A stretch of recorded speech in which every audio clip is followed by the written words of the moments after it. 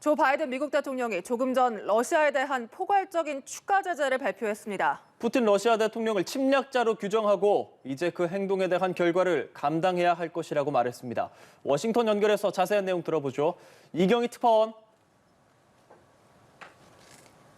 네, 조 바이든 미국 대통령이 러시아에 대한 수출 통제 제재를 승인했습니다. 반도체, 컴퓨터, 통신, 정보 보안 장비, 레이저 분야 등이 그 대상인데요.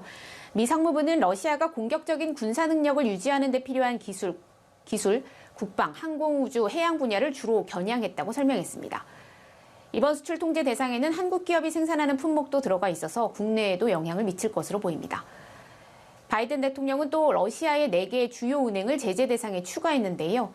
이는 미국에 있는 모든 자산이 동결된다는 것을 의미한다고 말했습니다.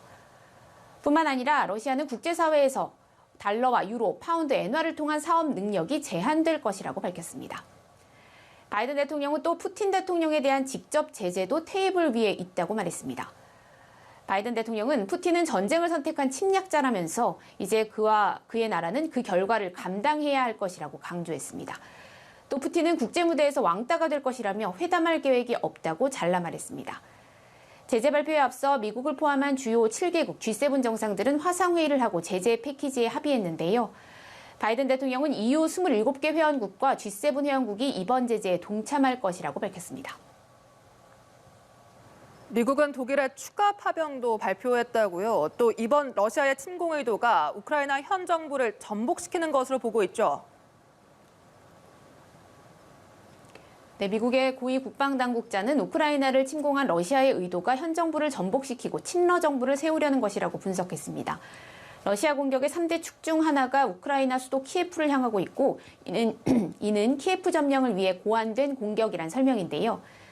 이 당국자는 러시아가 지금까지 순항, 지대공, 해상발사미사일 등 100개 이상의 미사일을 발사했으며 10곳의 비행장을 포함해 우크라이나의 군사 및 국방시설을 주된 목표물로 삼았다고 전했습니다.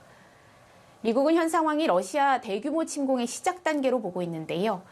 미국은 우크라이나 바깥에 남아서 동맹을 안심시키기 위한 태세를 유지하고 있고 우크라이나가 스스로 방어하는 것을 도울 방법을 계속 찾고 있다고 밝혔습니다.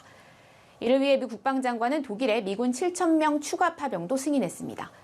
주변에서 지원은 하겠지만 전쟁에 직접 개입하진 않겠다는 뜻을 거듭 분명히 한 겁니다. 러시아의 입장도 나왔죠. 침공 첫날 목표치를 달성했다고 발표했다고요. 네, 외신은 러시아가 침공을 개시한 지 약 9시간 만에 우크라이나 수도 키예프 북부까지 진군했다고 보도했습니다. 러시아 국방부는 자국 군대가 우크라이나의 육상 군시설 83곳을 공격해 무력화함으로써 침공 첫날 목표를 달성했다고 발표했는데요. 또 분리독립을 승인한 도네츠크와 루간스크 군대도 우크라이나군의 방어망을 뚫고 6에서 8km 전진하는 데 성공했다고 밝혔습니다. 북부의 체르노빌 원전도 러시아에 장악된 것으로 전해졌는데요. 우크라이나 대통령실 고문은 러시아군의 완전한 무차별 공격에 원전이 안전하다고 말하긴 어렵다면서 이는 현재 유럽에 대한 가장 심각한 문제 중 하나라고 지적했습니다. 인명피해도 속속 확인되고 있는데 침공 첫날 57명이 숨지고 169명이 다친 것으로 전해졌습니다. 우크라이나 국민들에게는 밤 10시 이후 통금령이 내려졌는데요. CNN 등 외신에서는 폭격을 피해 지하철역에 모여있는 우크라이나 국민들의 모습이 보도되기도 했습니다. 푸틴 러시아 대통령은 자국 주요 기업인들을 만난 자리에서 이번 군사작전이 불가피한 조치였다고 주장했습니다. 달리 대응할 수 없는 안보 위협이 러시아에 가해졌고 이 문제를 해결하려는 모든 시도는 무의로 끝났다면서 군사작전 개시를 정당화했습니다. 지금까지 워싱턴에서 전해드렸습니다.